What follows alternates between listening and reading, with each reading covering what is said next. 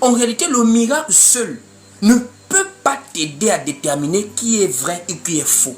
C'est l'enseignement qui suit le miracle. Voici pourquoi c'est la frontière entre les vrais envoyés de Dieu et les faux. Parce qu'il y a une chose qu'un faux prophète ne peut pas faire. Il ne peut pas t'enseigner l'évangile. Il ne peut pas t'enseigner la révélation de la parole. Il ne peut. Ça lui est impossible. Je répète, un faux prophète ne peut pas t'enseigner la parole de Christ. À moins qu'il était vrai et qu'il s'est perverti. À moins qu'il a servi Dieu et qu'il s'est perdu. Ça veut dire qu'il était un fils de la perdition, mais qui a eu la connaissance à un moment donné et qui après révèle sa nature. Mais un faux prophète ne peut pas t'enseigner la parole. Pourquoi, frère? C'est parce que la parole, là, la connaissance de la parole est une affaire de révélation. Ce n'est pas une affaire d'étude, frère. La connaissance de la parole est une affaire de révélation. Le livre de Proverbes, chapitre 29, au verset 18, la parole dit: quand il n'y a pas de révélation, le peuple est sans frein. Donc Dieu se révèle.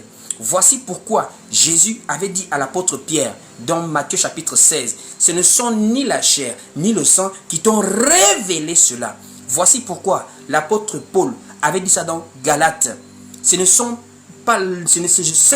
parole que je prêche, je ne l'ai reçue ni de la chair, ni de sang, ni d'un homme. Je l'ai reçue par une révélation du Seigneur. Pourquoi on parle de révélation? Parce que c'est le Saint-Esprit qui révèle. C'est le Saint-Esprit qui enseigne au travers de nous aujourd'hui.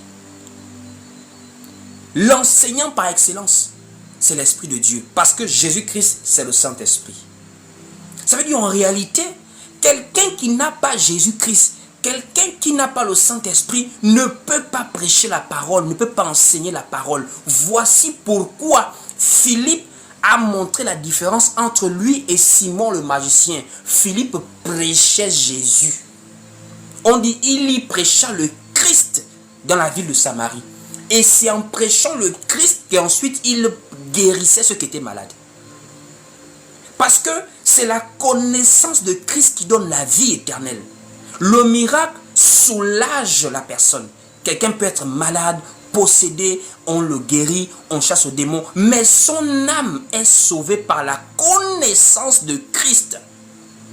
Cela ramène encore au même verset, Jean 17. Or là,